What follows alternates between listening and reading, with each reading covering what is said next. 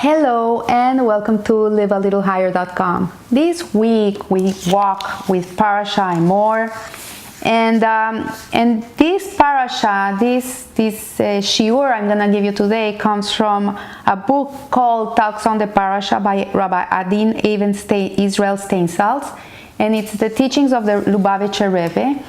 And he says that this week's parasha talks about how the Torah views physical defects in relation of our service to Hashem.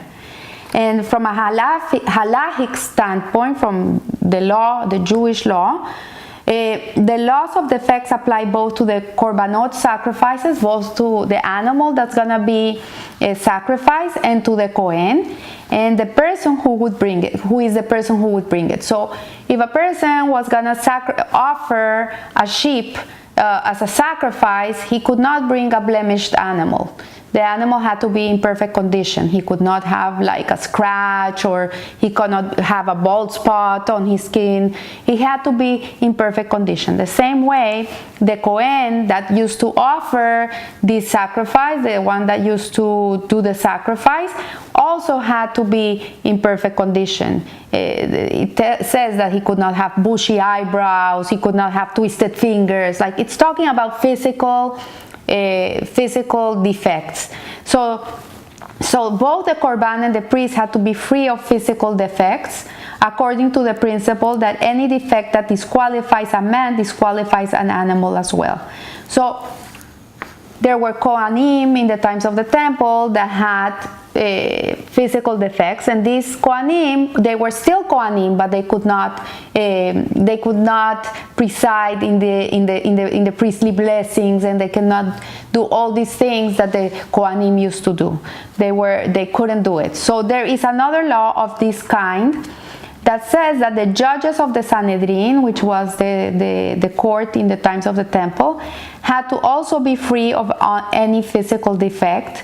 Just as the court must be clean in respect of righteousness, so must they be clear of all physical defects. And a person could be the greatest sage, the most unbelievable person, a tzaddik, but if he had a physical defect, he could not be a judge. So this is a little bit mind-boggling. Like, it's not fair in our eyes, because Hashem makes the defects. Like, if a person is born without an arm, or without fingers, or God forbid with any physical defect, it's not that person's fault that he looks like that. He was born like that. Hashem made him like that. So what is this whole thing about perfection and the service of Hashem? Why does God have to it's a commandment, like it has to be perfect? Why is it so important for Hashem? If Hashem knows us, He loves everybody. What does it mean to be perfect? So this applies not only to the defect that would interfere with the ability to function as a judge, but with any imperfection that would interfere, like a hunchback, a lack of a limb, a scar, and the person had to have the appropriate age also to serve as a judge. He also had to have children and be married. He could not be single or married with no children. And these defects would completely disqualify a judge, even if he was the greatest of men.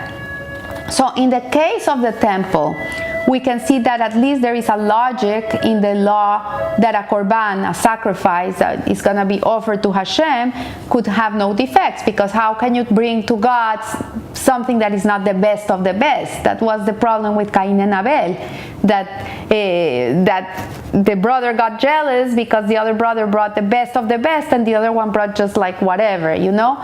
So from here we learn that when we're offering to Hashem, we have to give him the best of the best. We cannot give him just whatever. And the same logic could explain why the priests too had to be free of them, because the korban has to be in perfect condition, and the person that is offering it has to also be in perfect condition.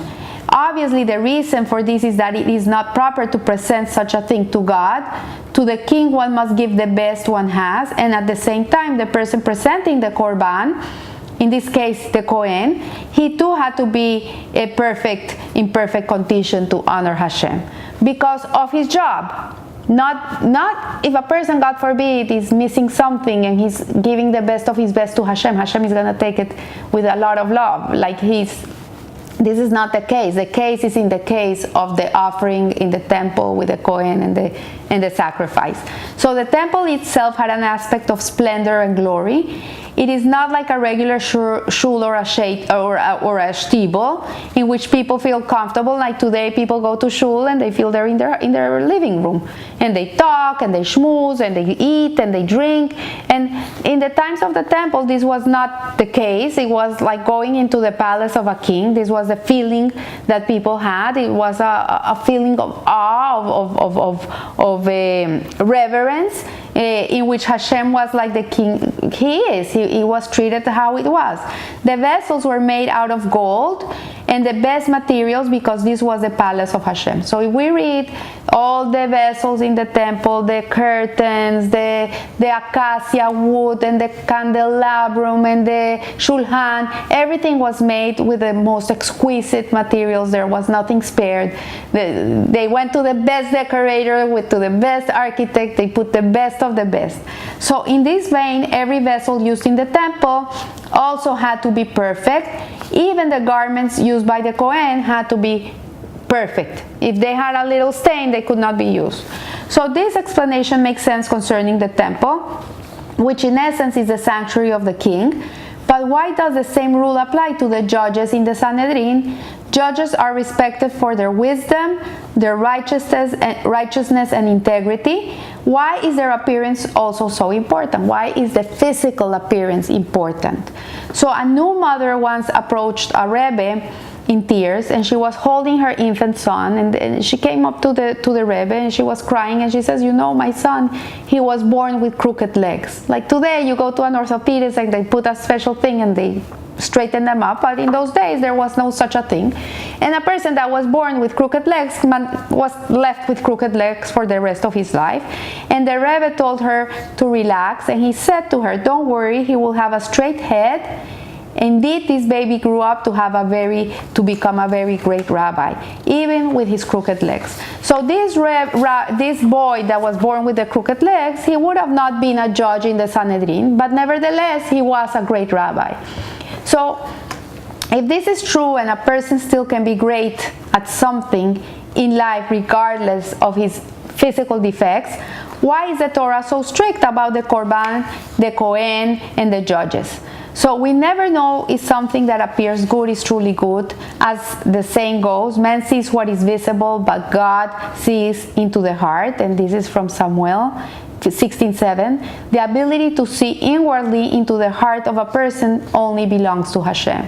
So Hashem is the creator of the world. He's the one that made us. He molded us. Every person is made in the image of God. Even the person with the crooked legs is made in the image of God. And everybody has something special to give to the world. Everybody's here for a reason. Everybody's here for a purpose. The thing is that if a person is born with a twisted nose, he was not born to be a judge. That's not his place. This is not what he's meant to be doing in life. So we would think that the spiritual perfection is all that is needed. We would think like the only thing that God cares about is spiritual perfection in the service of God. But it turns out that Hashem expects perfection in all areas from his servants. This doesn't mean that Hashem doesn't acknowledge every person, and if a person is not perfect in every sense, is worthless to him. For Hashem, every child is precious. What this means is that Hashem needs specific types of people to do certain specific types of jobs. And the closer the job is to the divine presence, the more is expected from the person who is doing it. So, for example, let's say you're going to build a home. You're going to build the home of your dreams. So you go to the best architect in town. You're not counting money. You're giving it everything you got. So you're going to go to the best architect. That architect has the best engineer. He has the best contractors. He has the best wood carpenter. He has the best person to do the floors. You know, Each person has a quality. Each person has a capacity. What I can do, you cannot do. What you can do, I cannot do. Each person has his own quality and mission and purpose in life. And we're made in a certain way in which our makeup are the tools to be able to fulfill the purpose for which we were created. So the same goes with us and with Hashem. Everybody has a different job application to build this house for Hashem in this world, and each one of us should be working in whatever we came to do into this world, and not snooping and looking, oh, I cannot be a Kohen because I have a twisted nose. That's not your place. This is what we have to understand. So for example, the qualities required for a prophet are: he must be strong, he must be wealthy, he must be wise, and he must be humble. He needed these 4 qualities. Maimonides says, who's strong? The one who can overcome his evil nature. And who's wealthy? The one that is happy with his lot. But here in Nevarim, it's not saying that. It's being very specific and it's straight to the point. The prophet had to be a person that was strong physically. He had to be strong, he had to be wealthy in money, he had to be wise, and he had to be humble. So the prophet couldn't only have 2 of these requirements, he needed to have all of them. The Talmud is actually referring to someone who is physically strong and wealthy, and in monetary sense. The prophet is a vessel for receiving the divine presence, and although some of his qualities would seem frivolous to us, like why does he need to be wealthy? In reality, they're not. They're part of the tools that he needs to be able to be a good prophet, the right prophet. So there is a midrash that goes like this. The court declared, today is Rosh Hashanah. The Holy One, blessed be He, then told the ministering angels, set up a platform and let the advocates and accusers step up, for my children have announced that today is Rosh Hashanah. The court then decided instead to put off Rosh Hashanah till the next day. The Holy One, blessed be He, then told the ministering angels, remove the platform and let the advocates and the accusers go away, for my children have put off the holiday till tomorrow. What is the source of this? For it is a law of Israel then, as it were, it is not judgment day of the God of Jacob. And this is in Rosh Hashanah 1:3. So what this Midrash wants to convey is that the court's power derives not only from the fact that the judges are Torah scholars, but due to their physical perfection, they become an instrument for the divine presence. So Hashem needs judges in this world. He needs judges, he needs the Kohen, he needs the Korban, he needs all these props in his master plan, and each one has certain specifications that are needed for that person to be able to fulfill the purpose. Their rulings are an expression of God's will both in the lower as well as the upper realms. Since the judges of the Sanhedrin have this special power, when they are ruling in a case, the Shehinah, the divine presence, is with them. The ordination of these judges had to be done specifically in the land of Israel, and their full authority could only be exercised in the stone hall inside of the temple and nowhere else. So what this Rabbi Steinsveld is trying to explain to us is that each thing has its place and each thing has its time. This is what it is.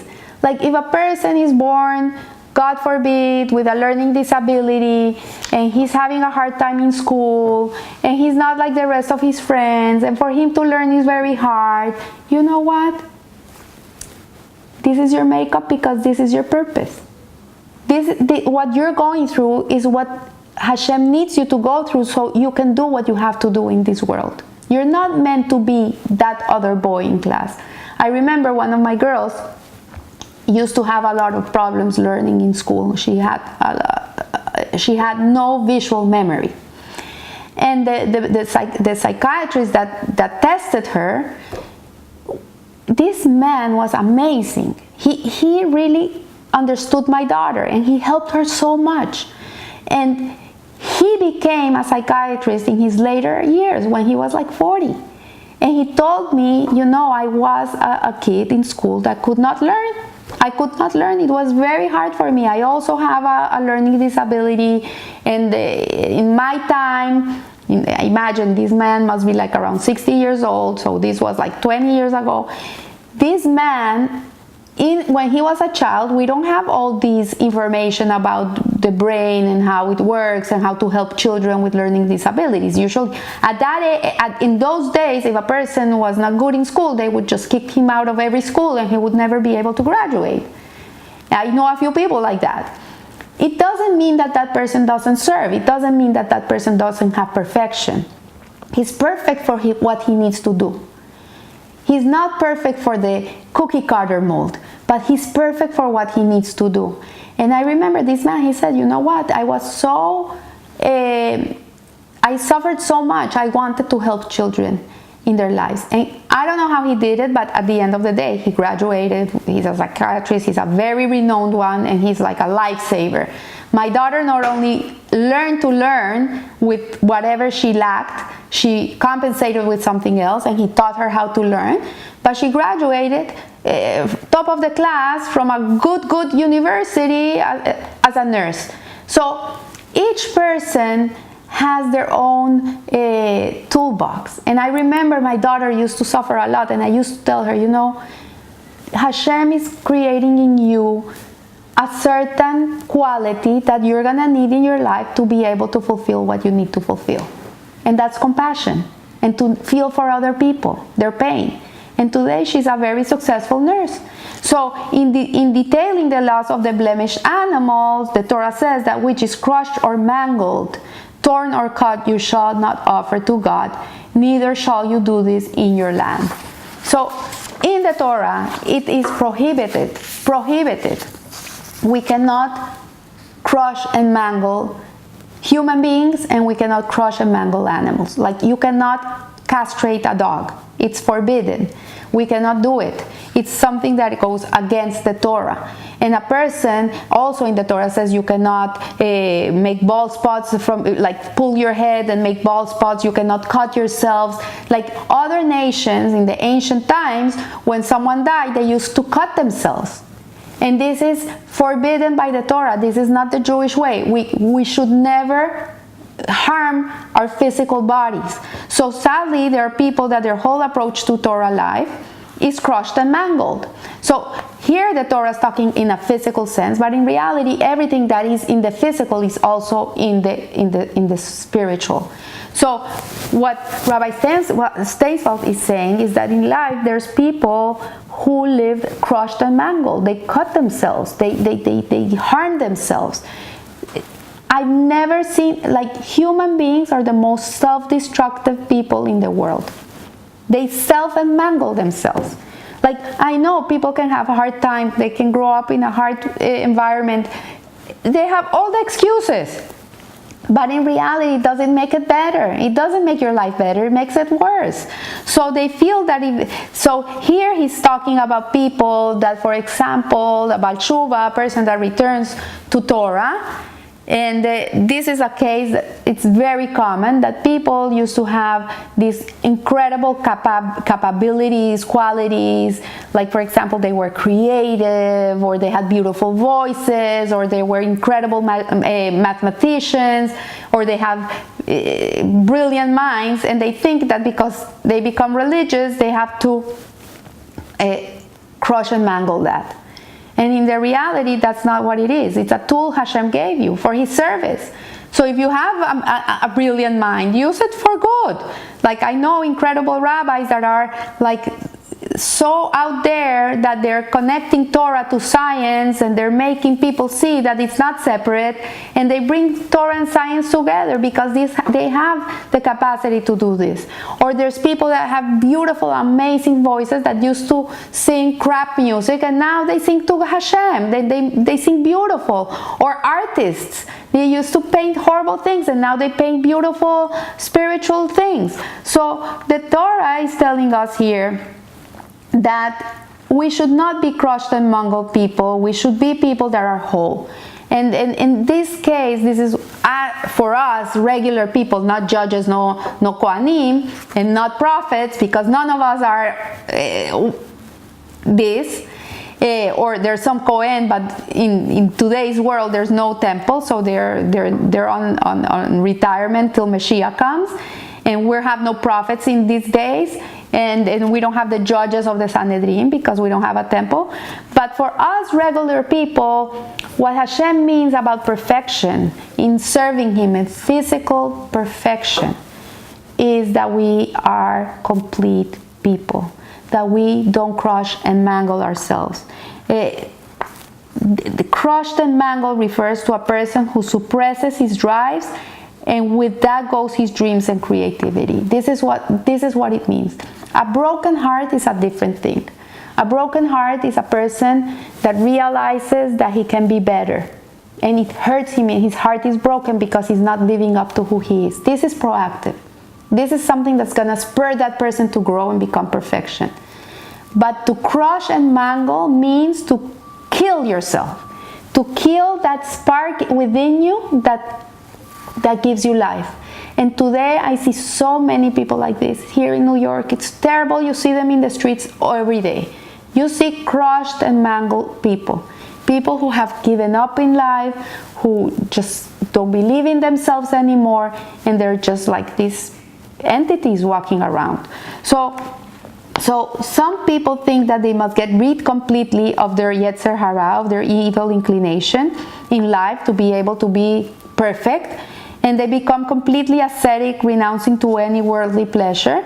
And the verse teaches us that one must not be mangled or crushed. Hashem wants the brilliant mathematician, He wants the writer, He wants the singer, He wants the artist, but to use it to the service of Hashem. And the Talmud states, neither you shall do this in your land, even to castrate a dog is forbidden. Even an animal who is not in the status of a human may not be castrated, then so much more so a person must be perfect. So perfection for Hashem really means that we are pure and holy in our makeup. The way He made us should be pure and holy. One must constantly ask oneself where one is acting, where one is creating, and where one is living. In this parasha, God pronounced that He wants only sound, healthy people to join Him in His house. The more whole and upright, the better. So what does this mean? That if a person, God forbid, is sick or not well, is this his fault? Like a person gets sick? No, it's not his fault. People get sick. It's not their fault. How can Hashem ask from us something that we have no control over? This is not what this parasha is telling us. This is not what it is. So to understand this, let's go back to the korbanot. An ox that has 2 broken legs is a lot less dangerous than a big healthy ox. Obviously, it would be an ox that cannot maul a person. So in our view, the limping ox is more of a tzaddik since he can't physically harm anybody. So why can this tzaddik of an ox not be brought to be a korban? So why does Hashem want the healthy, strong ox as a korban if he can create a lot of damage? In potential, this ox could create a lot of damage. He could maul a person, he could kill a person. From here we understand that Hashem wants things that are physically sound with all the risks that they entail. This does not mean that the halacha doesn't condone bringing an animal as a korban who has been violent or has acted inappropriately. He is not accepted as a korban. But the potential of him to be like that, if he hasn't acted on that, this is the animal that Hashem wants. So for Hashem, what it means that we're complete, we're whole, perfect people, what it means is that we live with our Yetzer Hara, we live with our evil inclination, we have it inside us. Yes, I would love to eat that cheese hamburger, with a cheese hamburger, but you know what? I'm not gonna eat it. Hashem doesn't want me to eat it. I'm a Jew. A Jew doesn't eat that stuff. That I would love to eat it? Yes. But that I'm gonna eat it? No. So that is perfection for Hashem. That is what for Him is perfection. And majesty and power demand a vessel that is capable of receiving them. The broken vessels cannot bear them.